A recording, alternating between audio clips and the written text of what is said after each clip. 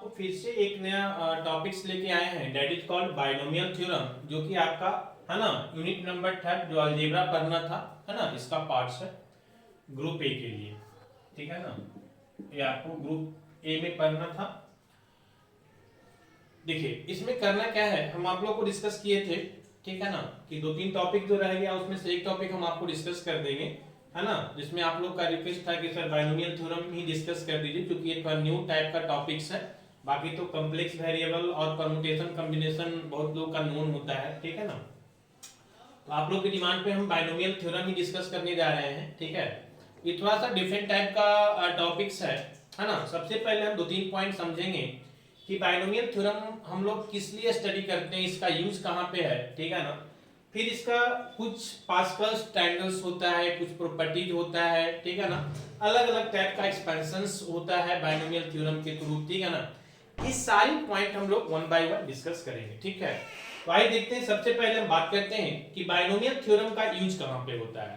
तो हम लोग जितना भी अलजेब्रा में फॉर्मूला पढ़ते थे, है ना, इस टाइप का देखिएगा, आप लोग फॉर्मूला पढ़े होंगे a प्लस बी का whole square is equal to A square plus 2ab plus B square, पढ़े हैं ना।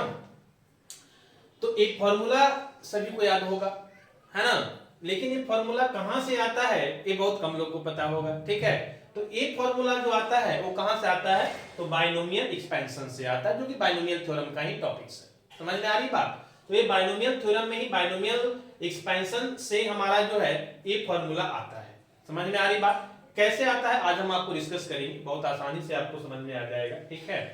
सिमिलरली अगर आपके पास कुछ ऐसा है कि a प्लस बी पे पावर 3, इसका भी फॉर्मूला आप लोग जानते हैं ना, कि फॉर्मूला क्या होता है, a cube plus 3a square b plus 3ab square plus b cube, ठीक है। तो ये जितना भी इस टाइप का फॉर्मूला है वो सारा का सारा हमारा कहां से आता है, बाइनोमियल एक्सपेंशन से आता है, ठीक है। तो कहने का मतलब ये हुआ कि बाइनोमियल थ्योरम का जो हमारा यूज है वो इस टाइप का a प्लस बी पे पावर समथिंग कुछ भी हो सकता है, a पावर 2 3 4 5 6, है ना, कुछ भी हो सकता है, 100 भी हो सकता है। समझ में आ रही बात। तो इस तरह का जितना भी हमारे पास फंक्शंस है ना, a प्लस बी पे पावर समथिंग n कुछ भी हो सकता है, ठीक है ना। जनरल टर्म में हम लोग लिखेंगे तो क्या लिखेंगे कि a प्लस बी पे पावर n, अब n कुछ भी हो सकता है। तो ये जो एक्सपेंशन है इसी को हम लोग बोलते हैं क्या, बाइनोमियल एक्सपेंशन, जो कि बाइनोमियल थ्योरम में पढ़ना है। तो आई थिंक सिंपल सिंपल चीजें, है ना, हमारे पास ज्यादा टाइम है नहीं, आप जानते हैं कि एक ही लेक्चर में हम चाहेंगे कि सारा इसका पॉइंट कवर कर दें और नेक्स्ट लेक्चर में आपको प्रीवियस ईयर डिस्कस कर दें और आपका काम हो जाए, ठीक है ना। क्योंकि बहुत ज्यादा टाइम है नहीं, 5 तारीख को एग्जाम है, आज आपका 2 तारीख हो गया, समझ रहे हैं ना। चलिए, तो कहने का मतलब ये हुआ कि इस टाइप का a प्लस बी पे पावर n का एक्सपेंशन ही हम कहां स्टडी करेंगे, मेनली बाइनोमियल थ्योरम में। समझ में आ रही बात। आइए देखते हैं हमारा जो a प्लस बी का एक्सपेंशन होता है, सबसे पहले हम लोग a प्लस बी पे पावर n का एक्सपेंशन देखेंगे, ठीक है। इसका एक फॉर्मूला होता है, एक एक्सपेंशन होता है, और उसी एक्सपेंशन पे सारा फॉर्मूला a प्लस बी का whole square, a plus B का whole cube, a plus B का होल 4, कुछ भी आप निकाल सकते हो। समझ में आ रही बात। चलिए, तो इसका एक्सपेंशन जानना जरूरी है कि ये कैसे एक्सपैंड करता है, एक्सपेंशन क्या होता है इसका, ठीक है। तो a प्लस बी पे पावर n का एक्सपेंशन होता है ना, दिस इज n c 0, ठीक है। हम लोग 0 से स्टार्ट करते हैं, ठीक है। n c 0 इंटू, अब यहाँ पे दो चीज है, एक a है एक b है। हम आपको सारा चीज बताएंगे, बहुत बच्चा एन सी का मतलब नहीं समझ रहा होगा, हम आपको बताएंगे, ये कॉम्बिनेशन का टॉपिक्स है, हम बताएंगे क्या होता है। तो एन सी 0 ए पे पावर n और इंटू बी पे पावर, सेकेंड टर्म प्लस करते जाइएगा, प्लस एन सी 1 ए पे power n minus 1 into B पे पावर 1, ठीक है ना, प्लस एन सी 2 ए पे पावर n माइनस 2 और b पे पावर 2, ठीक है ना। इसी तरह से हम आगे जो है n तक करते जाएंगे। समझ में आ रही बात। इसी तरह से हमारा जो वैल्यू है वो कहां तक आ जाएगा, n तक आ जाएगा, ठीक है। और फाइनली हमारा जो टर्म आएगा वो क्या आएगा, NCN a पे पावर 0 और b पे पावर n। अब हम इसको समझाते हैं कि कैसे होता है, समझिए, ध्यान दीजिएगा मेरी बात को। सबसे पहले आप ये जान जाइए कि जो NCR एक कॉम्बिनेशन का अरेंजमेंट होता है, जो कि परमुटेशन कॉम्बिनेशन का टॉपिक्स होता है। समझ में आ रही बात? एक्चुअली होना तो ये चाहिए कि परमुटेशन कॉम्बिनेशन पढ़ने के बाद ही आप इसको समझ पाते, लेकिन फिर भी क्योंकि आप परमुटेशन कॉम्बिनेशन खुद से पढ़ लिए होंगे, हम आपको बोले भी थे, तो NCR इज इक्वल टू क्या होता है, हम लोग जानते हैं कि NCR को अगर हमको सॉल्व करना है तो हम लिखेंगे factorial of n upon factorial of r into factorial of n minus r, कुछ ऐसा लिखते हैं। समझ में आ रही बात? क्लियर है? अब बोलोगे कि फैक्टोरियल क्या होता है? फैक्टोरियल का मतलब होता है, ध्यान दीजिएगा, जैसे देखिए मैं यहीं पे एग्जांपल से समझा देते हैं आपको कि मान लिया 2c1 है, कितना है, 2c1 है, तो ये 2c1 का मतलब n के जगह पे कितना हो गया 2, n के जगह पे 2 और r के जगह पे कितना हो गया 1। समझ में आ रही बात? तो इसको हम लोग कैसे लिखेंगे, इसको हम लिखेंगे फैक्टोरियल 2। एक फैक्टोरियल का सिंबल होता है, फैक्टोरियल को दो तरह से दिखाते हैं, तो आप ऐसे दिखाइए या फिर कहीं कहीं ऐसे दिखाते हैं फैक्टोरियल n, ठीक है। तो फैक्टोरियल को दिखाने का दो तरीका होता है, तो हम लोग इस तरह दिखाते हैं, तो फिर इस तरह दिखाते हैं, ठीक है ना। चलिए, तो फैक्टोरियल 2 फार्मूला से क्या हो जाएगा, ये फार्मूला है एक तरह का, समझिए, ठीक है। फार्मूला क्या बोलता है कि n के जगह पे जो भी है 2 है तो फैक्टोरियल 2, फिर r के जगह पे जो भी है तो 1 है तो फैक्टोरियल 1 हो जाएगा, और इनटू n माइनस r, तो n का वैल्यू कितना 2, तो 2 माइनस 1, r का वैल्यू 1 ना, तो n माइनस r का फैक्टोरियल, ठीक है ना। इसको सॉल्व करेंगे तो फैक्टोरियल 2 अपॉन फैक्टोरियल 1 और इनटू फैक्टोरियल 2 माइनस 1 तो 1 हो जाएगा फैक्टोरियल 1। तो ये क्या हो जाएगा बताइए? तो फैक्टोरियल कैसे सॉल्व करते हैं, फैक्टोरियल 2 का मतलब है कि लिखेंगे 2 इंटू 1 और नीचे फैक्टोरियल 1 का मतलब तो 1 ही है, तो 1 इंटू 1, ये कितना आ गया वैल्यू 2 आ गया। समझ में आ रही बात? 2 अपॉन 1 2 आ गया। कहने का मतलब हुआ कि फैक्टोरियल कैसे लिखेंगे, मान लिया फैक्टोरियल 6 है तो इसको हम लिखेंगे 6 into 5 into 2 sorry 4 into 3 into 2 into 1। समझ में आ रही बात? मतलब क्या हुआ कि जितना फैक्टोरियल है वहां से स्टार्ट करेंगे और 1 तक लिखते जाएंगे मल्टीप्लाई करके। जैसे मान लिया फैक्टोरियल 3 है, कैसे लिखेंगे 3 इंटू 2 इंटू 1, यही इसका वैल्यू होगा, है ना। मल्टीप्लाई कर देंगे, इसको भी मल्टीप्लाई कर लीजिएगा, 6 इंटू 1 6, यही हो जाएगा फैक्टोरियल 3 का वैल्यू कितना हो गया 6। जैसे एक और बताते, मान लीजिए फैक्टोरियल 4 है, कैसे लिखेंगे, तो 4 इंटू 3 इंटू 2 इंटू 1, सॉल्व कर दिए, 4 इंटू 3 12, 12 इंटू 2 24, 24 इंटू 1 24, तो ये हो गया फैक्टोरियल 1 का वैल्यू 24। समझ में आ रही बात? तो इस तरह से हम फैक्टोरियल को सॉल्व करते हैं। समझ में आ रही बात? एनसीआर का मतलब एक फॉर्मूला होता है, क्लियर है? तो एनसीआर का मतलब एक फॉर्मूला होता है, एक कॉम्बिनेशन का अरेंजमेंट है, हम इसको इस तरह से लिखते हैं। तो कहने का मतलब दो चीजें, जो यहाँ पे एनसीआर का मतलब क्या होता है वो आपको समझ में आ गया होगा। समझ में आ रही बात? हम एग्जांपल देके बताएं कि अगर 2c1 है मतलब n का वैल्यू 2 है और r का वैल्यू 1 है, तो इसको कैसे सॉल्व करेंगे, इस तरह से फार्मूला पे सॉल्व करके वैल्यू 2 आ गया। समझ में आ रही बात? नहीं क्लियर है? तो कहने का मतलब दो चीजें जो कि इस टॉपिक का नहीं, आपको इसके प्रीवियस वाला परमुटेशन कॉम्बिनेशन में पढ़ना था, एक तो एनसीआर को कैसे लिखते हैं वो फार्मूला, दूसरा फैक्टोरियल को कैसे सॉल्व करते हैं वो, ये दो पॉइंट आप यहां से सीख लीजिएगा, ठीक है ना।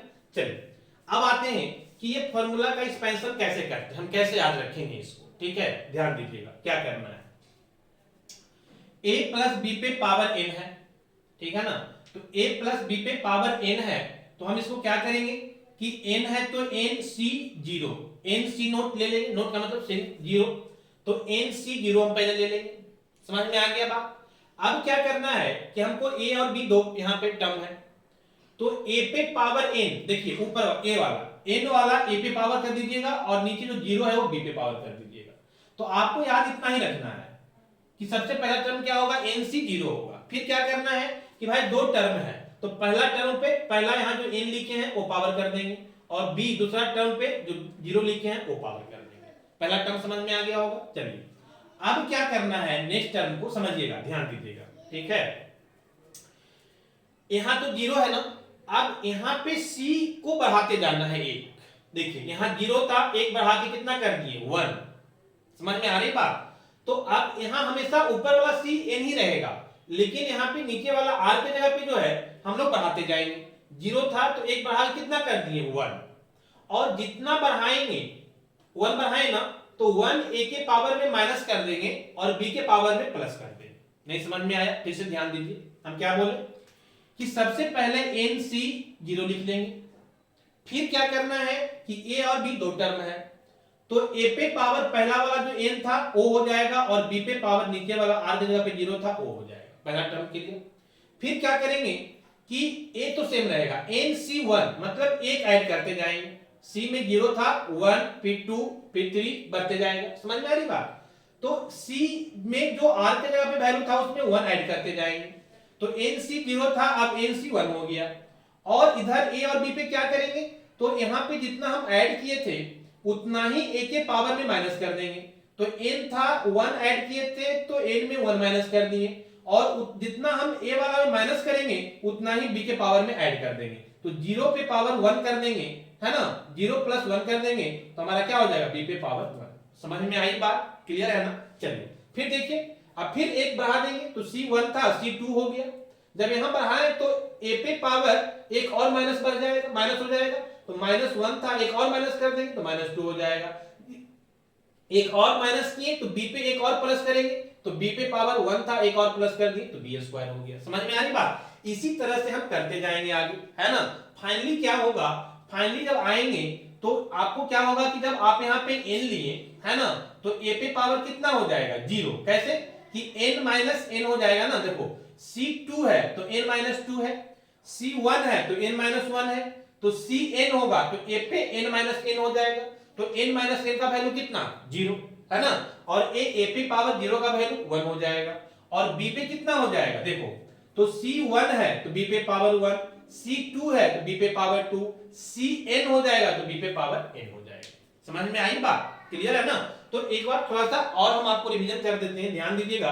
पहला टर्म तो कुछ नहीं है nc0 हमको याद रखना है, फिर a और b पे, तो a पे पावर n b पे पावर 0 कर देंगे, क्लियर है, प्लस एक बढ़ाते जाएंगे, c0 था c1 हो जाएगा, और जितना बढ़ाएं एक बढ़ाएं ना तो अब a पे पावर 1 माइनस कर दीजिए और b पे पावर 1 जोड़ दीजिए। समझ में आ रही बात। फिर वही तरह फिर वही काम कीजिए, अब फिर से एक यहाँ पे ऐड कर दीजिए, c1 था c2 हो जाएगा, a पे पावर n माइनस 2 हो जाएगा और b पे पावर 2 हो जाएगा, ठीक है ना।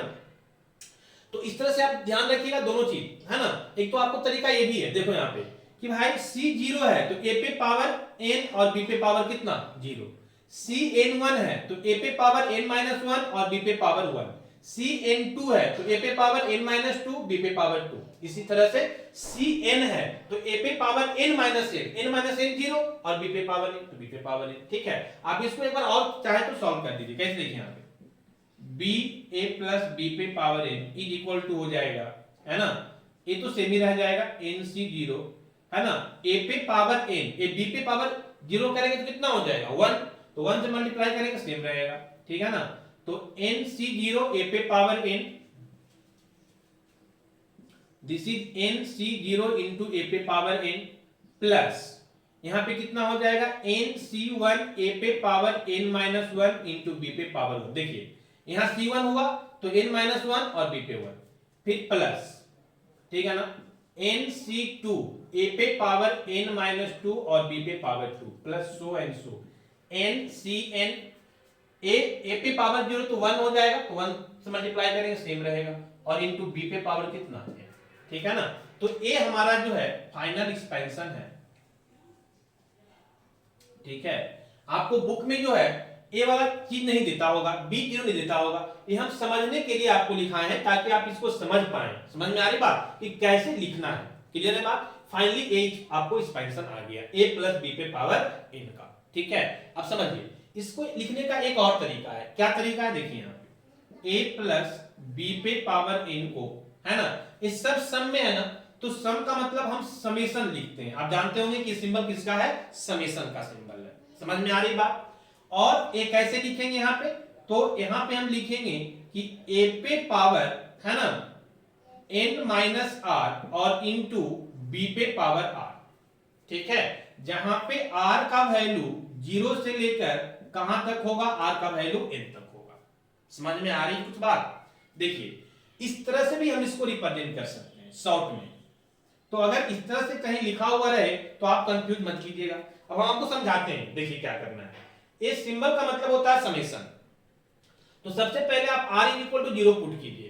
तो r is equal to 0 put करेंगे तो a पे पावर कितना हो जाएगा बताइए, है ना। एक टर्म छूट गया ना, nc 0 छूट गया। देखिए यहाँ पे दिस इज nc है ना r इंटू ए पे power n minus r into B पे पावर r। अब ठीक है, NCR होगा। देखिएगा हम क्या बोले कि ये लिखने का तरीका है। कैसे तरीका है कि इसी को हम n के r के जगह पे 0, r के जगह पे 1, r के जगह पे 2 हम पुट करते जाएंगे ना, तो हमको a वाला एक्सपेंशन मिल जाएगा। कैसे, ध्यान दीजिए। पहला टर्म अगर हम r is equal to 0 put करेंगे तो r is equal to 0 put करेंगे तो NC 0 हो जाएगा r के जगह पे। तो NC 0 a पे पावर n माइनस r। तो r तो 0 है तो n माइनस 0 करेंगे तो क्या मिलेगा हमारा, है ना। n माइनस 0 करेंगे तो क्या मिलेगा, n ही मिलेगा। और इनटू b पे पावर r, b पे कितना मिलेगा 0। देखिए ये टर्म आ रहा है कि नहीं, मिलाइए तो NCR है ना, तो r की जगह पे 0 तो NC 0। क्लियर है। a पे पावर n माइनस r, तो r 0 है मतलब a पे पावर n होना चाहिए, a पे पावर n है। और b पे पावर r है, r 0 ले रहे हैं, b पे पावर कितना आ गया, 0। पहला टर्म मिल गया। तो जब n इज इक्वल टू हम 0 पुट किए तो हमको क्या मिल गया, पहला term. n is equal to 1 put करेंगे तो क्या मिल जाएगा, second term. n is equal to 2 put करेंगे क्या मिल जाएगा, थर्ड टर्म। तो इसी तरह से हमको टर्म मिलते जाएगा और क्योंकि सब सम में है इसीलिए समेशन का हम सिंबल दे दिए। समझ में आ रही बात। तो देखिए सेकेंड टर्म भी हम आपको चेक कर लेते हैं। पहला तो चेक कर दिए, सेकेंड चेक करते हैं। r का वैल्यू 1 रखते हैं, कितना रख रहे हैं 1। सेकेंड टर्म के लिए r का वैल्यू कितना रखेंगे 1। पहला r इज इक्वल टू 0 रखेंगे तो पहला टर्म आ गया। अब r इज इक्वल टू 1 रखेंगे तो सेकेंड टर्म आना चाहिए। देखिए आता है कि नहीं, देखिए तो r इज इक्वल टू 1 रखेंगे तो यहाँ पे क्या हो जाएगा, n की जगह पे n, तो NC1 आएगा पहले, NC1। क्लियर है, r की जगह पे 1 रख रहे हैं, ठीक है ना। फिर क्या आएगा, तो a पे पावर n माइनस 1। देखिए a पे पावर n माइनस 1 क्योंकि r की जगह पे कितना है 1 है। फिर b के पावर r है तो r की जगह पे 1, तो b पे पावर 1, तो b पे पावर 1 मिल गया ना। आपको सारा टर्म मिल जाएगा। समझ में आ रही बात। इसी चीज को लिखने का ये शॉर्ट में तरीका है और कुछ नहीं है। क्लियर है बात। चलिए तो ये दो तरह से हम इसको रिप्रेजेंट कर सकते हैं। क्लियर है ना। चलिए आइए देखिए अब नेक्स्ट पॉइंट क्या हम बोलना चाह रहे हैं, समझिए इसको। ठीक है, अब तो ये हमारा एक्सपेंशन हो गया। आप लोग कंफ्यूज एक चीज और मत कीजिएगा कि कहीं कहीं a के जगह पे a और b की जगह पे x और y भी लिख सकता है। a और b हमारा क्या है, वो कोई एक वैल्यू है, कोई एक x में हो सकता है, y में हो सकता है, कुछ भी हो सकता है, कांस्टेंट भी हो सकता है। हाँ एक चीज ध्यान रखना है कि ये जो n का वैल्यू है ये हमारा होल नंबर होना चाहिए। क्या होना चाहिए, होल नंबर। जैसे 0 1 2 3 4 5। समझ में आ रही है। तो n जो है कोई होल नंबर या बोले कि नेचुरल नंबर हमारा डिफाइंड होना चाहिए। समझ में आ रही बात है ना। इन यहाँ पे आप मान कर दोगे कि a प्लस बी पे पावर 1/2 तब दिक्कत है। हालांकि वो फ्रैक्शन वाले का भी होता है लेकिन हमारे सिलेबस में नहीं है। समझ में आ रही बात। तो यहाँ पे जो n का वैल्यू है वो कोई है ना, n belongs to whole number. समझ में आ रही है। a जो है आपका क्या होना चाहिए, होल नंबर होना चाहिए। मतलब 0 से स्टार्ट हो करके है ना 1 2 3 4 5 कुछ भी हो सकता है। क्लियर है बात। चलिए तो a तो हमारा हो गया एक्सपेंशन a प्लस b का। हाँ एक क्या बता रहे थे कि a और b की जगह पे हम लोग x और y भी लिख सकते हैं। जैसे x प्लस y पे पावर a हम इसको भी कर सकते हैं। बस जहां a है वहां पे x कर देंगे, जहां b है वहां पे y कर देंगे। बात समझ में आ रही है ना। तो इसमें कंफ्यूज नहीं करना है। क्लियर है। x और y की जगह पे कुछ भी वैल्यू हो सकता है। हो सकता है x की जगह पे हमारा 1 भी हो जाए। समझ में आ रही बात, कुछ भी हो सकता है। चलिए तो ये हमारा एक्सपेंशन हो गया, ठीक है, और लिखने का तरीका हो गया। ठीक है, अब हम बात करते हैं कि इस एक्सपेंशन को हम यूज करते हैं। जैसे हम बताए थे ना a प्लस बी के होल स्क्वायर हम आपको करके दिखाएंगे। इस एक्सपेंशन से ही आएगा। कैसे आएगा इसको समझिएगा, है ना। थोड़ा सा ध्यान दीजिएगा इस चीज को। ठीक है, अब इसको आप चाह रहे हैं कि कहां पे करें देखिए यहां से आ जाइए। सबसे पहला हम ले लेते हैं a प्लस बी पे पावर 0, है ना। हम क्या बोले थे कि n हमारा जो है वो होल नंबर हो सकता है, कोई होल नंबर 0 से लेकर के n तक, ठीक है ना। तो मान लिया जाए पहले हम 0 ले रहे हैं n का वैल्यू, तो किसी भी फंक्शन या किसी भी क्वांटिटी पे पावर 0 करेंगे तो वैल्यू 1 हो जाएगा, है ना। तो ये तो हमारा डायरेक्ट 1 हो गया, क्यों, क्योंकि पावर 0 है। चलिए a प्लस बी पे पावर 1 ले रहे हैं, ये कितना हो जाएगा जी, तो ये a प्लस बी ही होगा, क्योंकि किसी भी चीज पे पावर 1 करते हैं, जैसे 4 पे पावर 1 तो क्या होता है 4 ही होता है, समझ में आ रही बात। 6 पे पावर 1 क्या होगा 6 ही होगा। उसी तरह से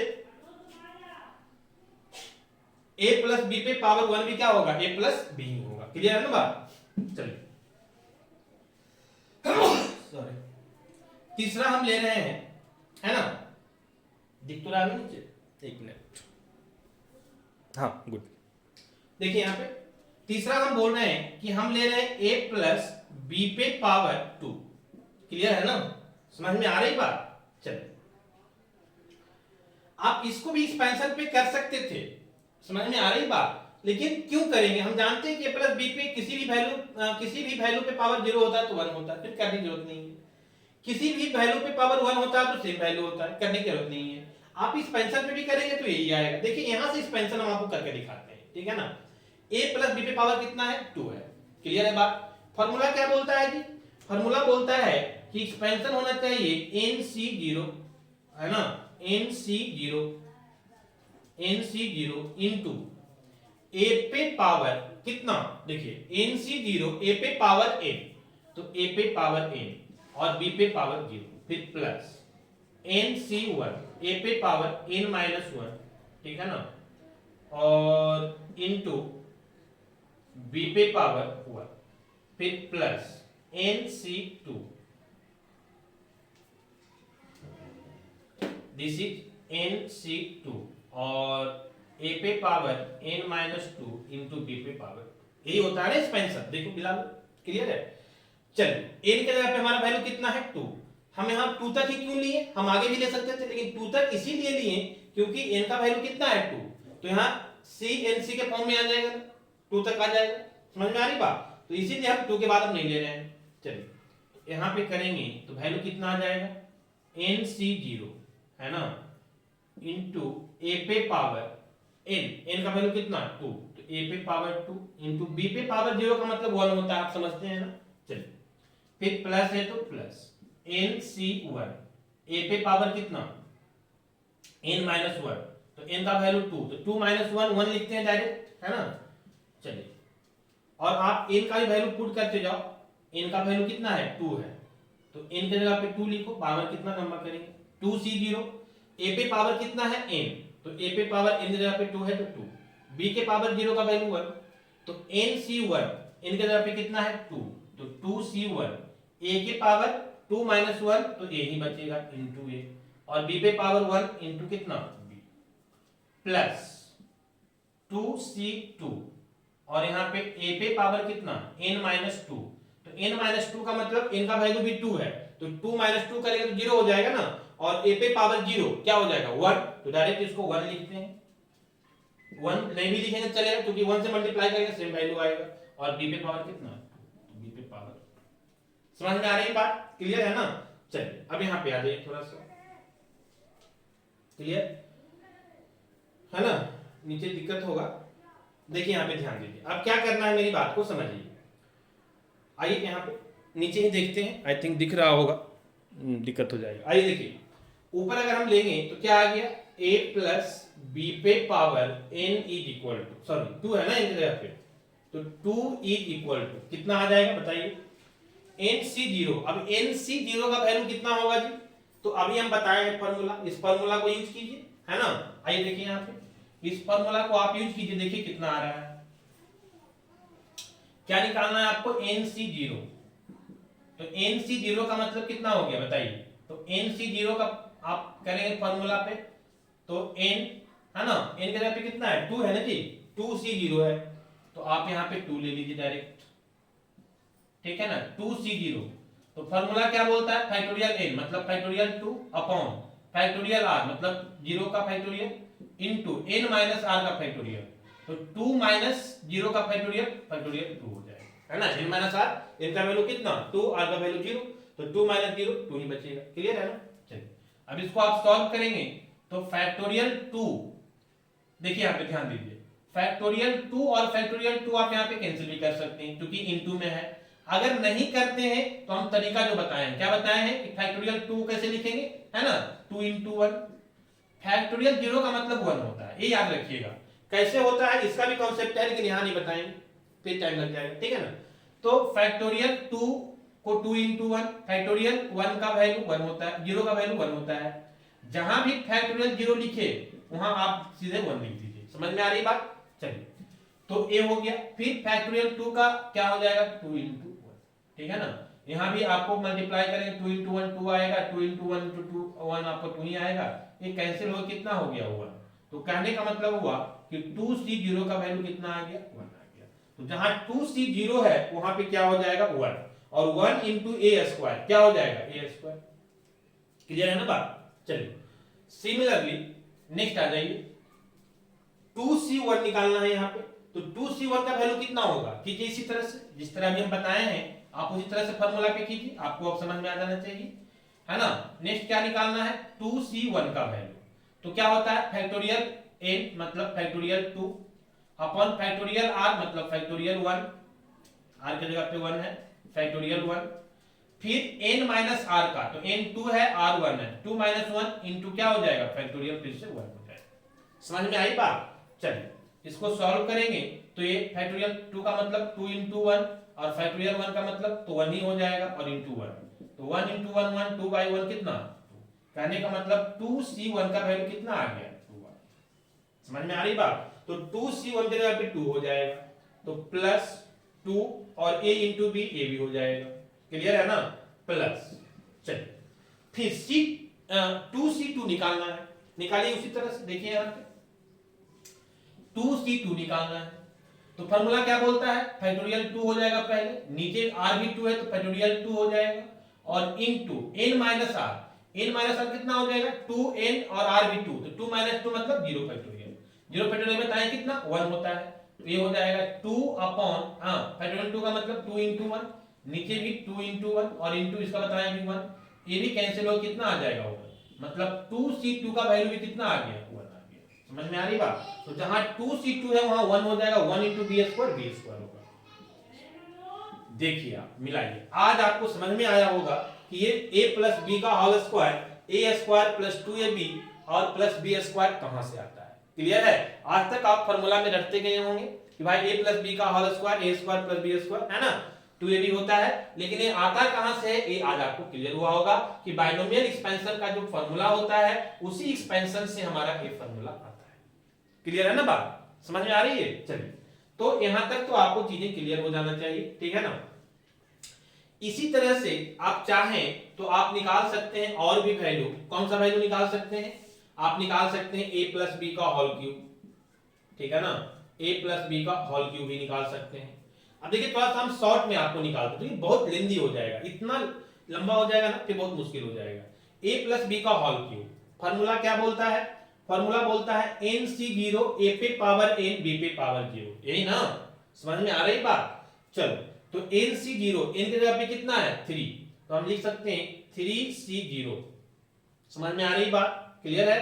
चलो इनटू a पे पावर n, तो a पे पावर कितना है 3, n की जगह पे 3 तो a पे पावर 3, और b पे पावर 0, तो b पे पावर 0 करेंगे तो 1 आ जाएगा, ठीक है ना। चलिए तो प्लस प्लस क्या करना है nc1 n की जगह पे 3c1 इनटू a पे पावर n माइनस 1, तो 3 माइनस 1 कितना 2, है ना, और b पे पावर कितना 1 इनटू b पे पावर 1। क्लियर है। सेकेंड टर्म भी हो गया। थर्ड टर्म में आइए प्लस, नेक्स्ट क्या बोलता है कि nc2 है ना, देखिए nc2 a पे पावर n माइनस 2, तो 3 माइनस 2 करेंगे तो 1 आएगा, मतलब a पे पावर 1 और इनटू b पे पावर कितना है ना 2, तो b पे पावर 2 कर दो, बी पे पावर 2। क्लियर है ना? इसको इरेज करते हैं, ये तो आप लिख लीजिएगा, ठीक है। चलो एक टर्म और आएगा, है ना, 3 तक है ना, एक टर्म और आएगा प्लस, नेक्स्ट क्या बोलता है, NC3 होगा नेक्स्ट, है ना, नेक्स्ट सो एंड सो हम लिखे हुए हैं, लेकिन नेक्स्ट क्या होगा, N मतलब 3 है N तो C और 3, 2 तक तो हो गया ना, 3 आएगा।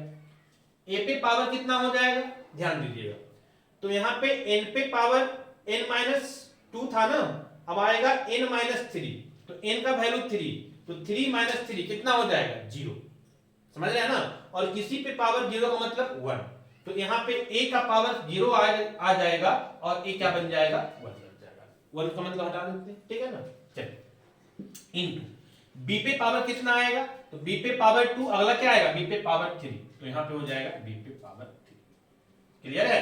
अब इसी को सॉल्व कर दीजिए, देखिए आपका फॉर्मूला आ जाएगा, है ना, A प्लस B पे power 3 is equal to NC0 का वैल्यू 1 होता है। कैसे आप बोलोगे कि 1 होता है, तो इसी फार्मूला पे आप निकालिए NC, है ना, 3C0 है ना, हाँ 3C0 का वैल्यू निकालिए, 3C0, देखिए कितना C0 अगर है ना, 3C0 हो, 2C0 हो, 4C0 हो, 5C0 हो, इसका वैल्यू हमेशा 1 आता है ना।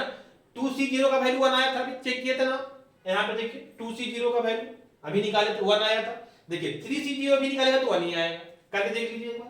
तो फार्मूला बोलता है कि फैक्टोरियल n मतलब फैक्टोरियल 3, फैक्टोरियल r मतलब factorial 0 into n minus r, 3 minus 0 मतलब फैक्टोरियल 3, फैक्टोरियल 3 कैंसिल हो जाएगा, और फैक्टोरियल 1 का वैल्यू कितना होता है, 0 का वैल्यू 1, तो 1/1 कितना आ जाएगा, 1। समझ में आ रही है बातें?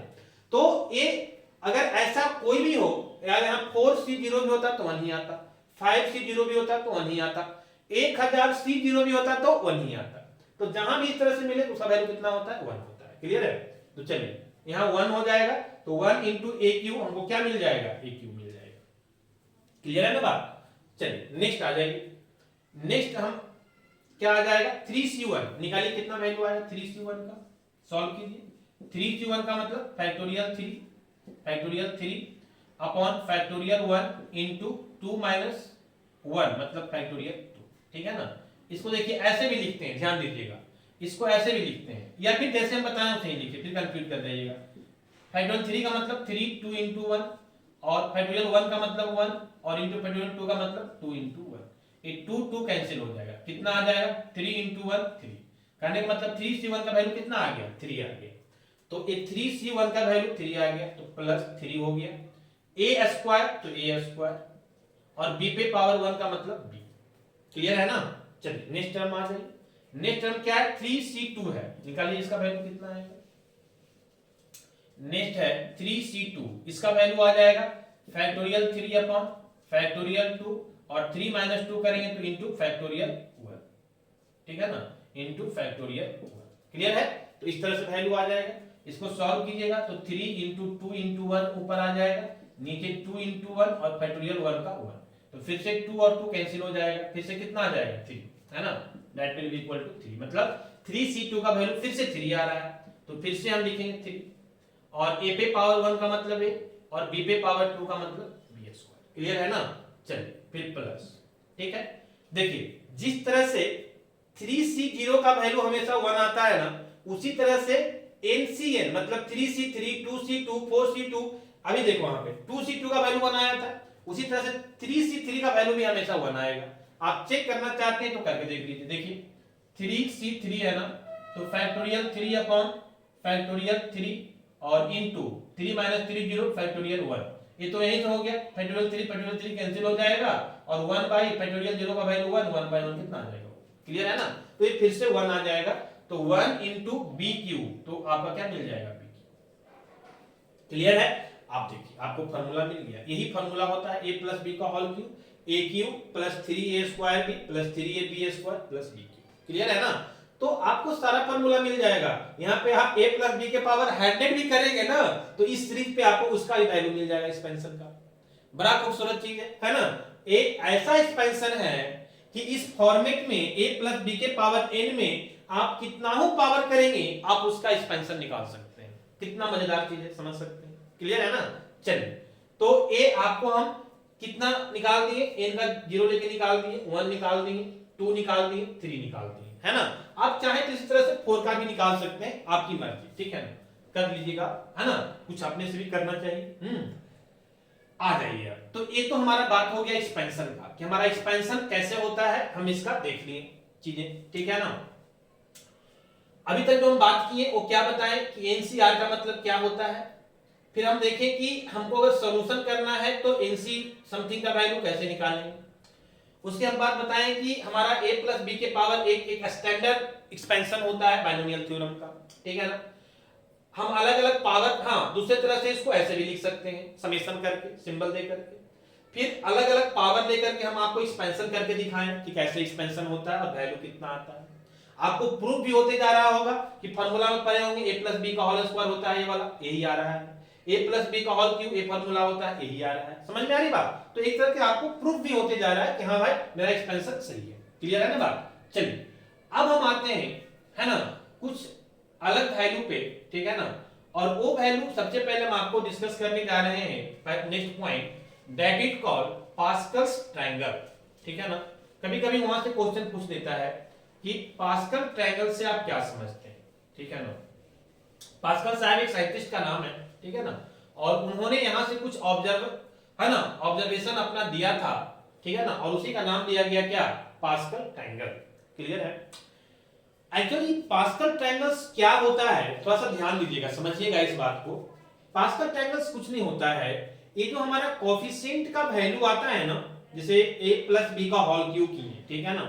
अच्छा इससे पहले एक चीज और समझिएगा, क्या समझिएगा, देखिए ये जो हम एक्सपेंशन किए हैं ना, nc0, nc1, nc2, उसी तरह से nc3, nc4, कहां तक आएगा, ncn तक आएगा। तो ये जितना भी टर्म है यहां पे लिख लीजिएगा नोट करके कि nc0, nc1, nc2, nc3 so and so ncn तक जाएगा ये, है ना। इस सारे को हम लोग क्या बोलेंगे, आर कॉल्ड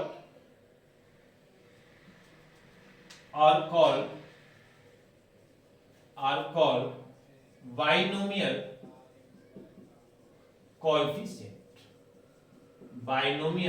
कोएफिशिएंट। इसको क्या नाम देते हैं हम लोग, बाइनोमियल कोएफिशिएंट नाम देते हैं, दिख रहा है ना, चलिए ठीक है ना, क्या नाम देते हैं इसका, बाइनोमियल कोएफिशिएंट। ये जितना भी टर्म है, देखिए ये वाला, ए कुछ इधर वाला को छोड़ दीजिएगा, है ना, पावर वाला को, ए जो n के साथ है, nc0, nc1, nc2, nc3 होगा, सो एंड सो ncn होगा। तो ये सारा वैल्यू को हम लोग क्या बोलते हैं, सारे टर्म को क्या बोलते हैं, बाइनोमियल कोएफिशिएंट बोलते हैं। समझ में आ रही बात। अगर आपको बाइनोमियल कोएफिशिएंट निकालने के लिए किसी टर्म का बोला जाए, माने बोल दे कि 1 2 3 तीसरा टर्म का बाइनोमियल कोएफिशिएंट निकालना है, इसका मतलब क्या समझिएगा कि nc2 का वैल्यू निकालना है, क्लियर है ना बात। चलिए तो ये सारे को बोलते हैं बाइनोमियल कोएफिशिएंट, है ना। अब हम बात करने जा रहे हैं पास्कल्स ट्रायंगल का, पास्कल्स ट्रायंगल, हम किसकी बात करने जा रहे हैं, पास्कल्स ट्रायंगल का। एक्चुअली पास्कल ट्रायंगल्स कुछ होता नहीं है ना। पास्कल ट्रायंगल्स का हर एक टर्म जो है वो बाइनोमियल कोएफिशिएंट को रिप्रेजेंट करता है, दैट्स ऑल। कैसे, पहले समझिएगा, इतना बोलने से आपको समझ में नहीं आया होगा, ध्यान दीजिएगा हम क्या करने जा रहे हैं, है ना। हम क्या करने जा रहे हैं समझिएगा कि a प्लस बी, जब हम n इज इक्वल टू 0 ले रहे हैं तो a प्लस बी का एक्सपेंशन कितना आ रहा है, a प्लस बी के पावर n का एक्सपेंशन 1 आ रहा है। तो सबसे पहले हम 1 लिखेंगे, ठीक है ना, सबसे पहले हम क्या लिख दिए, 1 लिख दिए, क्लियर है। अब इसका एक्सपेंशन कैसे करना है कि नेक्स्ट आइए तो फिर से आप 2 बार 1 लिखिए, इस तरह से एक 1 यहां और एक 1, 2 1 हो गया। नेक्स्ट आ जाइए फिर से 1 लिखिए, एक 1 यहां पे लिखिए और एक 1 इधर लिखिए, और बीच में ये दोनों को जोड़ कर लिख दीजिए, तो 1 + 1 कितना हो जाएगा, 2। समझ में आ रही बात। पास्कल्स ट्रायंगल्स बनाते कैसे हैं हम ये पहले बता रहे हैं, और उसके बाद हम बताएंगे कि ये रिप्रेजेंट क्या करता है। समझ में आ रही बात। तो पास्कल ट्रायंगल्स बनाने के लिए हम क्या करते हैं, सबसे पहले 1 लेते हैं, फिर 2 को 1 लेते हैं, समझ में आ रही बात। फिर क्या करते हैं, फिर 2 1 लेते हैं, लेकिन बीच में ये दोनों के जोड़ करके जो आएगा वैल्यू उसको भी लिखते हैं। जैसे फिर 2 1 लेंगे, एक 1 इधर लेंगे और एक 1 इधर लेंगे।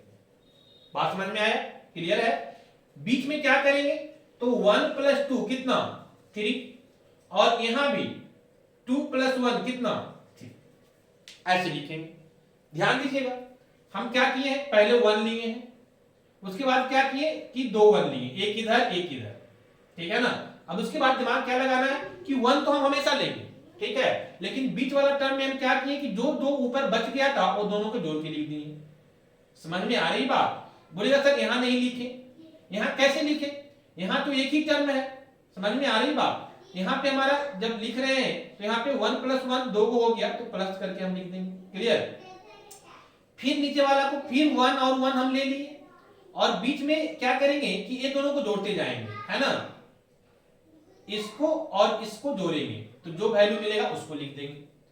फिर क्या करेंगे, यहां से इसको जोड़ेंगे, इसको जोड़ेंगे और जो वैल्यू मिलेगा उसको लिख देंगे। समझ में आ रही बात? चलिए फिर से वही कहानी करेंगे। देखिए फिर हम 1 एक इधर ले रहे हैं और एक 1 हम इधर ले रहे हैं। क्लियर? बीच में क्या आएगा, बीच में जो आएगा ध्यान दीजिएगा 1 हम क्या करेंगे, ये दोनों को जोड़ेंगे और जोड़ने के बाद जो वैल्यू मिलेगा कितना मिलेगा 1 + 3 4 मिलेगा तो ये 4 हो जाएगा। फिर ये दोनों को जोड़ेंगे और जो वैल्यू मिलेगा 3 + 3 कितना 6 आ जाएगा। फिर क्या करेंगे, ये दोनों को जोड़ेंगे और जो हमको वैल्यू मिलेगा कितना आ जाएगा 3 + 1 4 आ जाएगा। समझ में आ रही बात? और ये 1 तो हम पहले ले लिए थे, ठीक है ना, इसके सामने लिख लेते हैं। समझ में आ रही बात? क्लियर? इसी तरह से हम आगे करते चले जाएंगे, है ना। एक और करके दिखाते हैं। जैसे देखिए फिर से हम 1 ले रहे हैं, यहाँ पे 1 और फिर से यहाँ पे 1। समझ में आ रही बात? बीच में क्या करना है, ये दोनों को जोड़ना है, इसको जोड़िए दोनों को, जो आएगा उसको लिखिए। तो 1 + 4 कितना आ जाएगा 5। फिर ये दोनों को जोड़िए, कितना आएगा जोड़ने के बाद 4 + 6 6 + 4 10 आ जाएगा तो 10 हो जाएगा। फिर यहाँ पे 6 + 4 करेंगे, फिर से हमारा 10 आ जाएगा। फिर यहाँ पे 4 + 1 करेंगे, कितना आ जाएगा 5 आ जाएगा, है ना। और 1 तो हम लिए ही थे, इसके सामने लेंगे 1। क्लियर? इसके सामने 1। चलिए क्लियर है बात? इसी तरह से हम आगे जितना चाहे हम करते चले जाएंगे। समझ में आ रही बात? और फाइनली जब इसको हम इस तरह से मिलाते हैं ऐसे ऐसे तो एक क्या बनता है, ट्रायंगल बनता है। समझ में आ रही बात? इसको मिलाने के बाद क्या बनता है, ट्रायंगल बनता है और इसी का नाम देते हैं पास्कल ट्रायंगल, पास्कल्स ट्रायंगल। तो अभी तो हम आपको ये बताएं कि पास्कल ट्रायंगल्स बनता कैसे है। क्लियर है ना? पास्कल ट्रायंगल्स कैसे बनता है ये हम आपको बता देंगे। क्लियर है? अब ये रिप्रेजेंट क्या करता है, ये रिप्रेजेंट करता है हमारा जो एक्सपेंशन है इसके कोएफिशिएंट को रिप्रेजेंट करता है। समझ में आ रही बात? जैसे देखो a + b का पावर 0, इसका कोएफिशिएंट कितना है 1। समझ में आ रही बात? तो इसका कोएफिशिएंट 1 हो गया, है ना। तो 1 हो गया मतलब 1 हम ले लिए। तो पहला देखो ये जो पहला रो है ये क्या रिप्रेजेंट कर रहा है, n = 0 पे जो कोएफिशिएंट आएगा उसको रिप्रेजेंट कर रहा है। फिर n = 1 जब हम लेंगे तब जो कोएफिशिएंट आएगा वो रिप्रेजेंट कर रहा है 1 1। देखो a + b के पावर 1, जब n = 1 ले रहे हैं तो a का कोएफिशिएंट भी 1 और b का कोएफिशिएंट भी 1। समझ में आ रही बात? तो जो टर्म का कोएफिशिएंट है दोनों का 1 1 है, इसीलिए 1 1 रिप्रेजेंट कर रहा है। क्लियर है बात? तीसरा टर्म फिर n = 2 को रिप्रेजेंट करेगा। हम मिला लीजिए, चेक कर लीजिए। n = 2 देखिए कोएफिशिएंट क्या आया है, a² का कोएफिशिएंट कितना 1, पहला टर्म का कोएफिशिएंट कितना है 1, है ना। यहाँ पे कोएफिशिएंट किसको बताए हैं, nc0 को। समझ में आ रही बात? तो यहाँ पे जो nc0 का वैल्यू आप लिए थे 1 ही आया था ना, ऐसे भी a² के साथ यहाँ पे कुछ नहीं मतलब कितना है 1 है। समझ में आ रही बात? तो यहाँ भी आपका a² का कोएफिशिएंट कितना हो गया 1। देखिए शुरू में 1 है कि नहीं है। समझ में आ रही बात? ये पहले को, ये दूसरे को और एक तीसरे को रिप्रेजेंट कर रहा है। दूसरा कोएफिशिएंट ab का कितना है 2। समझ में आ रही बात? देखो यहाँ पे कितना है 2। तीसरा कितना है 1, देखो b² कोएफिशिएंट कितना 1। तो कहने का मतलब ये हुआ कि इसका प्रत्येक रो जो हमारा पास्कल्स ट्रायंगल का रो होता है वो जो प्रत्येक रो है वो प्रत्येक एक्सपेंशन के कोएफिशिएंट को रिप्रेजेंट करता है। समझ में आ रही बात? यहां पे आप चाहें तो लिख लीजिएगा ये किसको रिप्रेजेंट करता है ना? तो कोएफिशिएंट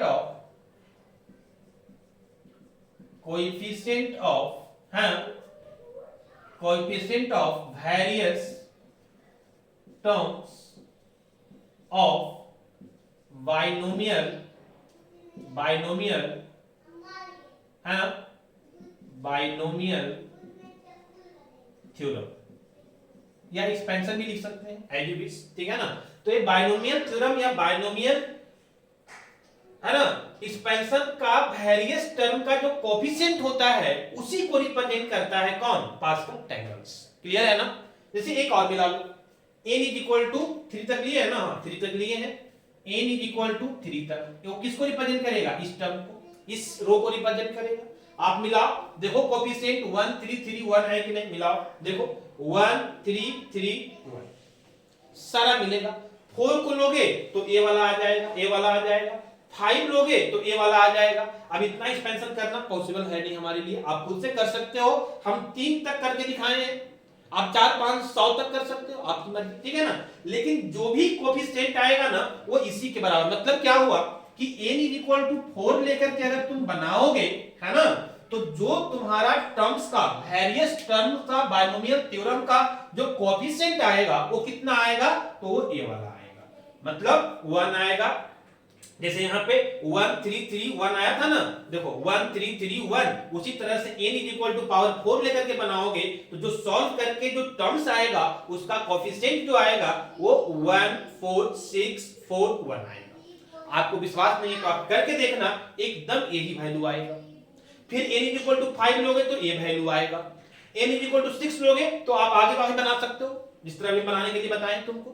समझ में आ रही बात? तो ये सारा चीज जो है आपको समझ में आना चाहिए। 2 पॉइंट यहां से कि हमारा जो पास्कल ट्रायंगल्स है वो बनता कैसे है, और दूसरा कि पास्कल ट्रायंगल्स हमारा रिप्रेजेंट क्या चीज करता है। समझ में आ रही बात? तो बनाने का तरीका हम बता दिए। रिप्रेजेंट क्या करता है? तो coefficient of various terms of binomial expansion या बाइनोमियल। क्लियर है ना बात? ठीक है, तो ये यहां तक चीजें आपको क्लियर होना चाहिए, ठीक है। अब हम लोग क्या कर रहे हैं कि अब हम कुछ इसके प्रॉपर्टीज के बारे में डिस्कस करेंगे, ठीक है, कि बाइनोमियल थ्योरम का प्रॉपर्टीज क्या होता है। क्लियर है ना? आइए 1 बाय 1 देखते हैं इसके प्रॉपर्टीज। इसको इरेज करते हैं, इसको हम रखते हैं सो दैट कि हमको आगे इसका यूज आएगा, ठीक है ना। थोड़ा सा आपको वीडियो लंबा जाएगा क्योंकि हम कोशिश कर रहे हैं कि पॉइंट सारा हम आपको इसी में कवर कर दें, ठीक है ना। बाकी हम आपको प्रीवियस ईयर करा दें और आपका काम हो जाएगा। और जब तक बेसिक चीजें आपको पता नहीं रहेगा ना तब तक मुश्किल है मैथ्स बनाना। क्लियर? चलिए आइए देखिए, यहाँ पे ध्यान दीजिए। बहुत बच्चा बोलता है सर डायरेक्ट प्रीवियस ईयर बता दीजिए काम हो जाएगा, नहीं हो पाएगा। आप बेसिक जान ही नहीं रहे हैं, कैसे आप कर लेंगे? एक क्वेश्चन कर लेंगे, 2 क्वेश्चन कर लेंगे, समझ में आ रही बात? क्वेश्चन आपको चेंज कर देगा एग्जाम में, आप फंस जाएंगे। तो बेसिक चीजें आपको जानना जरूरी है। चलिए नेक्स्ट हम लोग जानने की कोशिश कर रहे हैं कि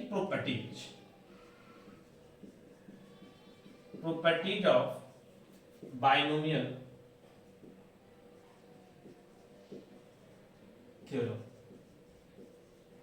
प्रॉपर्टीज ऑफ बाइनोमियल थ्योरम, ठीक है ना। सबसे पहला प्रॉपर्टी हम लोग देखेंगे है ना कि जो हमारा एक्सपेंशन में नंबर ऑफ टर्म्स होता है वो कितना होता है, ठीक है ना। तो नंबर ऑफ, शॉर्ट में हम लिख रहे हैं नंबर ऑफ टर्म्स है ना इन एक्सपेंशन, मतलब ये पूरे एक्सपेंशन में जो नंबर ऑफ, क्योंकि जगह कम है उसी के अनुसार हम लोग काम करेंगे। तो पूरे में नंबर ऑफ एक्सपेंशन हमारा कितना होगा। जैसे देखो पहला में हम किए तो 1 टर्म आया, दूसरा में कितना आया 2 आया, तीसरा जब हम किए है ना तो कितना आया है ना 1 2 3 आया, फिर कितना आया 1 2 3 4 आया। समझ में आ रही बात? क्लियर है? तो ये आपका होता है n+1। कितना होता है? n+1। जैसे देखो जब हम n का वैल्यू कितना लिए थे 0, तो टर्म कितना मिला 1। समझ में आ रही बात? तो n इज इक्वल टू है ना 0 + 1 करेंगे तो 1 आएगा। मतलब सिंपल समझो कि n का वैल्यू जितना लोगे ना उससे एक ज्यादा नंबर ऑफ टर्म मिलेगा आपको। जैसे यहाँ पे 0 लिया तो 1 मिला, 1 लिया तो नंबर ऑफ टर्म 2 मिला, नंबर यहाँ वैल्यू जब 2 लिया तो नंबर ऑफ टर्म्स कितना मिला 3 मिला, जब 3 लिया तो नंबर ऑफ टर्म्स कितना मिला 4 मिला। मतलब जितना n का वैल्यू तुम लोगे नंबर ऑफ टर्म्स उससे एक ज्यादा मिलेगा, इसीलिए n+1 लिखते हैं। क्लियर है बात? यहां तक कोई दिक्कत नहीं होना चाहिए। क्लियर है ना? चलिए नेक्स्ट आ जाइए। ठीक है, नेक्स्ट प्रॉपर्टी पे आ जाइए कि नेक्स्ट प्रॉपर्टी हमारा ये रिप्रेजेंट करता है कि जो हमारा कोफिशिएंट है, समझ में आ रही बात? जो हमारा कोफिशिएंट है, किसका कोफिशिएंट जी? एक्सपेंशन का। ठीक है, एक्सपेंशन का जो कोफिशिएंट है वो आप, है ना, इक्वी डिस्टेंस पे लोगे। इक्वी डिस्टेंस का मतलब होता है इक्वल डिस्टेंस, है ना? जैसे देखो कहां से समझाएं आपको, देखो यहां से या फिर यहां पे आ जाओ, है ना, यहां पे आ जाओ, दोनों से कर दे, दोनों से सेम आएगा। क्या बोला जा रहा है समझो कि इक्वी डिस्टेंस का, है ना, इक्वी डिस्टेंस का कहां से? बिगिनिंग से एंड एंड से। इक्वी डिस्टेंस का जो कोफिशिएंट होगा वो इक्वल होगा। जैसे ध्यान दो मेरी बात को, क्या बोल रहे हैं कि इधर स्टार्टिंग से पहला टर्म अगर हम ले रहे हैं तो इसका कोफिशिएंट कितना है? 1। तो एंड से भी पहला टर्म जो होगा उसका कोफिशिएंट भी कितना होगा? 1। देख लो यहां भी 1 कोफिशिएंट और यहां भी कितना? 1। तो यही हुआ कि equi distance from the beginning and and से जो कोफिशिएंट का वैल्यू होगा वो क्या होगा? इक्वल होगा, सेम होगा। समझ में आ रही बात? जैसे फिर देखो इधर से स्टार्टिंग से फर्स्ट सेकेंड टर्म का कोफिशिएंट कितना? 3। एंड से भी फर्स्ट और सेकेंड का कितना है कोफिशिएंट? 3। तो ये हमेशा क्या रहेगा? दोनों का इक्वल रहेगा। तो इसको हम ये बोल सकते हैं कि coefficient of the terms equi distance from the beginning and end are equal या सेम। समझ में आ रही बात? ठीक है ना? तो आप चाहोगे तो इसको आप लिख लो। क्या लिखोगे कि coefficient of binomial expansion, coefficient, है ना, कोएफिशिएंट ऑफ, है ना, binomial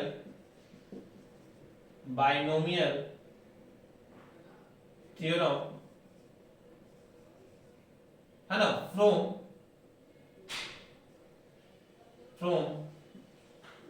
equidistance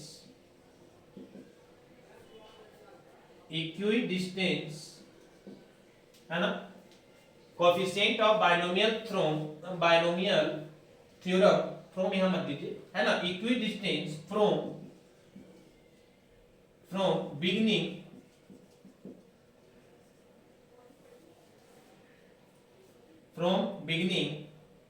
and end are equal. दोनों का आपका क्या होगा? इक्वल होगा। समझ में आ रही बात? तो कहने का मतलब है coefficient of binomial theorem equidistance from beginning and and से हमारा क्या होगा? इक्वल होगा। बिगिनिंग का मतलब स्टार्टिंग से, जैसे यहां भी मिला लो, देखो यहां से स्टार्टिंग से ले रहे हो तो पहला टर्म का जो कोफिशिएंट है 1, इधर से भी एंड से पहला का कोफिशिएंट कितना? 1। इधर से सेकेंड का कोफिशिएंट, इन बिगिनिंग का मतलब स्टार्टिंग से कितना है? सेकेंड टर्म का कोफिशिएंट 2। तो एंड से भी सेकेंड टर्म का कोफिशिएंट कितना है? 2। तो ये हमेशा क्या रहेगा? इक्वल रहेगा, है ना, अगर आप इक्वी डिस्टेंस से ले रहे हो। क्लियर है बात? तो एक पॉइंट आपको, दूसरा पॉइंट हो गया। तीसरा पॉइंट में आप लिखिएगा, ठीक है ना, कि अगर आपको निकालना हो जनरल टर्म तो कैसे निकालेंगे? अगर आपको जनरल टर्म निकालना है, जनरल टर्म का मतलब क्या हुआ? ध्यान दीजिएगा, टर्म को हम लोग टी से रिप्रेजेंट करते हैं, ठीक है ना। तो जनरल टर्म का मतलब हुआ, देखो यहां एक्सपेंशन हमारा दिया हुआ है, कहने का मतलब ये हुआ कि अगर हम इस टर्म को लिखना चाहते हैं, सेकेंड टर्म को, या हम थर्ड टर्म को, तो पहला टर्म हो गया, दूसरा टर्म हो गया, तीसरा टर्म हो गया, उसी तरह से बहुत सारा टर्म बनेगा। समझ में आ रही बात? तो इसको जनरल में हम कैसे रिप्रेजेंट करेंगे? समझ में आ रही बात? जैसे कि पहले आप फॉर्मूला समझ लीजिए। जनरल टर्म को T r plus 1 is equal to, हम लोग इसको रिप्रेजेंट करते हैं T r plus 1 is equal to n C r a पे power n minus r into B पे पावर आर। समझ में आ रही बात? एक जनरल एक तरह का फॉर्मूला होगा। समझ में आ रही है? ऐसा क्यों लिखते हैं हम समझाते हैं, समझिएगा, ध्यान दीजिएगा। है ना। जैसे देखो r इज इक्वल टू 0 ले लो, तो r इज इक्वल टू 0 ले हुए तो क्या मिलेगा, t1 मिलेगा ना, 0 प्लस 1 तो 1 ही हो जाएगा ना, t1 मिलेगा।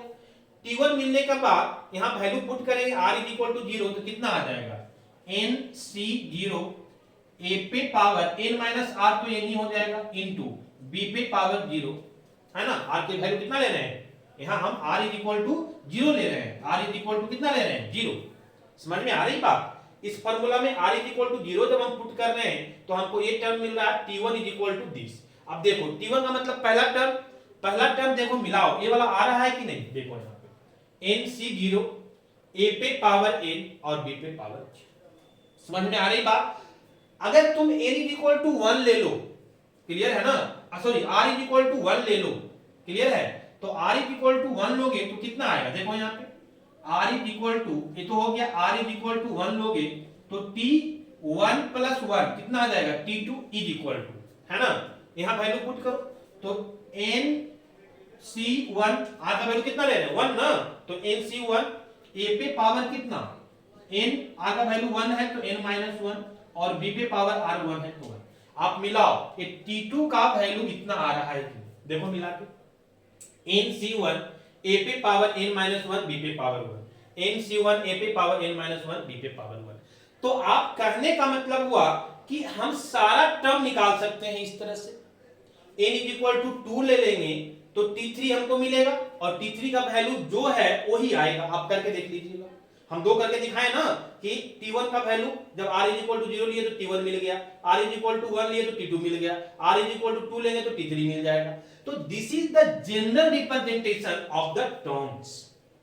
ये किसी भी टर्म्स का जनरल रिप्रेजेंटेशन है। एज ए फॉर्मूला इसको याद रखना है कि tr plus 1 is equal to ncr a पे power n minus r into b पे पावर, क्लियर है ना।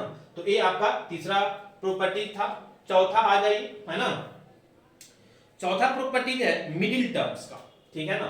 चौथा प्रॉपर्टी है कि अगर हमको मिडिल टर्म्स निकालना है तो कैसे निकालेंगे, ध्यान दीजिएगा। 3 हो गया, चौथा है ना, हमको निकालना है क्या, मिडिल टर्म बताना है एक्सपेंशन का, ठीक है। हमको क्या निकालना है, मिडिल टर्म निकालना है, जो भी एक्सपेंशन है इस एक्सपेंशन का मिडिल टर्म निकालना है, क्लियर है बात। चलिए समझिए, देखिए ध्यान दीजिए कैसे निकालेंगे। अगर आप मिडिल टर्म निकाल रहे हैं ना तो मिडिल टर्म निकालने का फॉर्मूला है, ठीक है, दो तरह से होगा। एक तो होगा कि अगर n का वैल्यू आपका क्या है, इवन है, n का वैल्यू कितना है, इवन है। देखो n का वैल्यू 1 है तो ऑड है, n का वैल्यू 2 है तो इवन है, n का वैल्यू है ना 2 है तो इवन हो गया, n का वैल्यू 3 है तो ऑड है। तो n का वैल्यू 2 है तो मिडिल टर्म कैसे निकालेंगे वो अलग बताएंगे, और n का वैल्यू ऑड है तो मिडिल टर्म कैसे निकालेंगे वो अलग फॉर्मूला होगा। समझ में आ रही बात, बहुत आसान है। देखो जब इवन रहे ना n का वैल्यू तो मिडिल टर्म हमारा जो है that is equal to n plus 1/2 हो जाएगा। क्या हो जाएगा, n प्लस 1/2th टर्म हो जाएगा। समझ में आ रही बात। जैसे देखो यहाँ पे मान लिया जाए कि हमारा 2 है, 2 क्या है, इवन नंबर है, तो 2 का जब हम एक्सपेंशन किए तो कितना टर्म आया, 1 2 3 आया ना। तो 3 जब आया तो कोई पूछेगा आपसे कि बताओ इसका मिडिल टर्म कौन सा टर्म है, तो फर्स्ट और सेकेंड, देखो ये मिडिल वाला है ना, एक इधर भी एक इधर, ये बीच में है, तो ये कौन सा टर्म है, सेकेंड टर्म। समझ में आ रही बात। अब उस फार्मूला पे पुट करें, देखो सेकेंड टर्म आता है कि नहीं, ध्यान दो।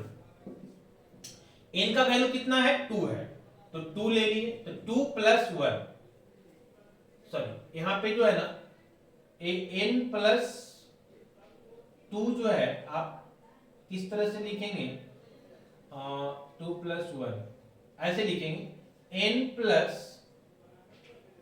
2 और प्लस 1। समझ में आ रही बात, है ना, क्लियर है, n प्लस 2 और प्लस 1। अब उसको सॉल्व कीजिए, देखिए कितना आ रहा है वैल्यू, ठीक है।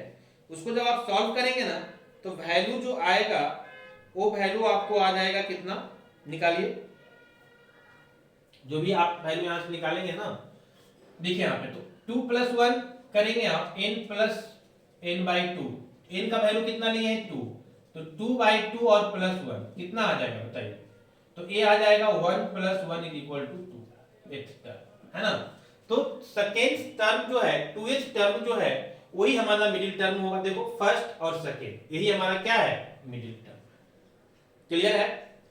अब अगर बात रह गया कि अगर n का वैल्यू हमारा जो है सेकेंड में, अगर n हमारा जो है वो क्या है, ऑड नंबर है।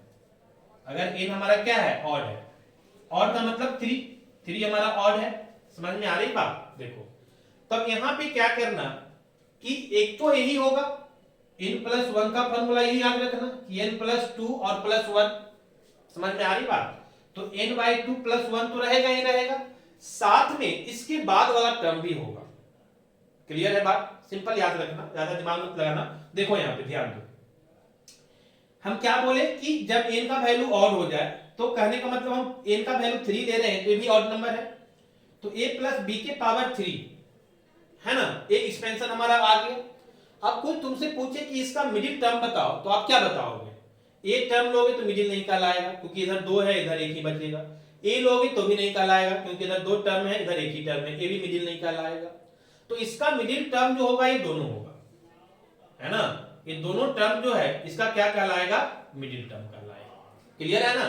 तो वो एक टर्म तो हम कैसे निकालेंगे, तो वही n, है ना, n/2, ठीक है। तो हमारा वैल्यू जो आ जाएगा, है ना, वो सेम वैल्यू आएगा ना। मतलब एक वैल्यू जो आएगा आपका ना उसी में एक और आगे कर देना। कहने का मतलब जो है कि n + n/2 और, एक मिनट रुकिए,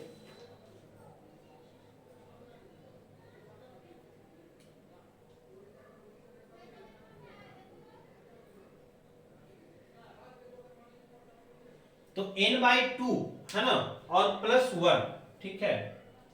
तो n/2 और +1 करेंगे तो कितना आ जाएगा, n/2 + 1, तो 2/2 + 1, ठीक है ना। और यहाँ पे करोगे 3 वाला में तो 3 और बाई 2, है ना, 3/2 कितना हो जाएगा। क्लियर। एक मिनट,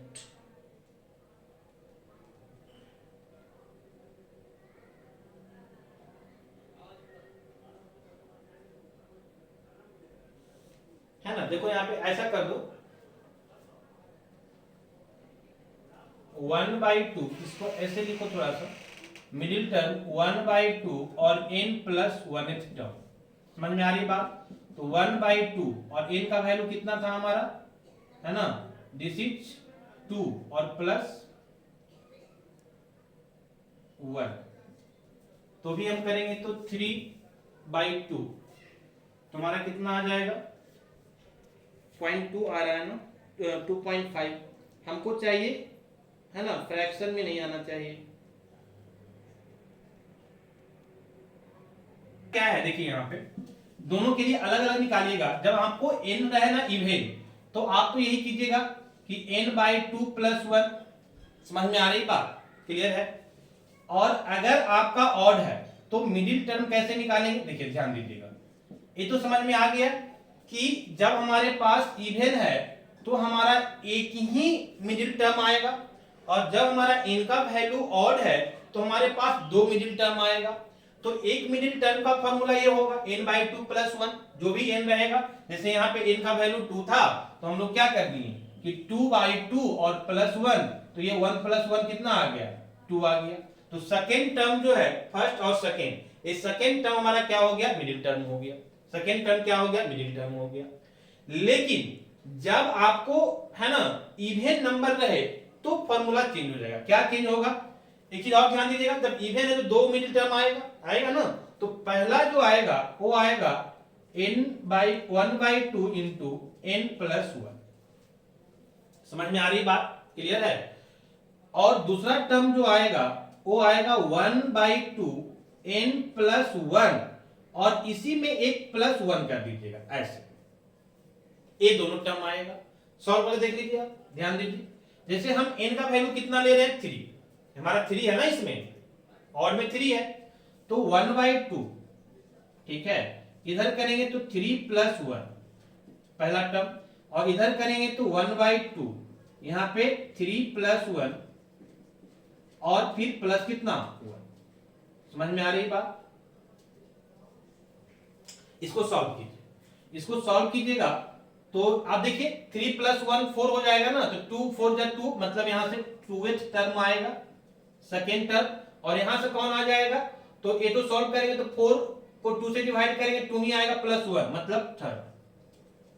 चेक कीजिए यहां पे, देखिए फर्स्ट हो गया, सेकेंड हो गया, तो एक टर्म सेकेंड हो गया और एक टर्म क्या हो गया, फोर्थ हो गया, हाँ थर्ड हो गया, एक सेकेंड एक थर्ड, एक सेकेंड एक थर्ड, यही दोनों टर्म हमारा क्या कहलाएगा, मिडिल टर्म कहलाएगा।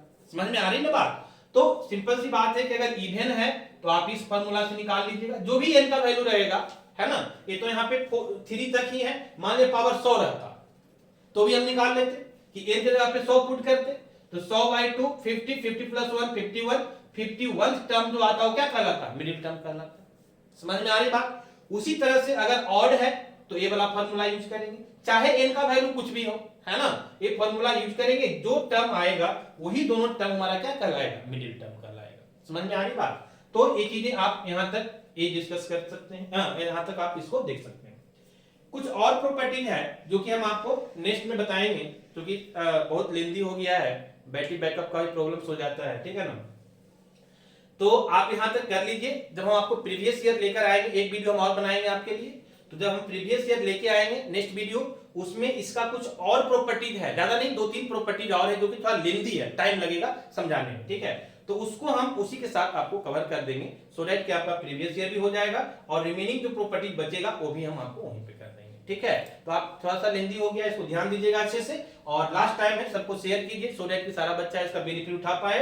और एक टॉपिक्स बहुत डिफरेंट टाइप का है ना, बिना पढ़े हुए क्वेश्चन बनाना थोड़ा सा मुश्किल है, ठीक है। ओके।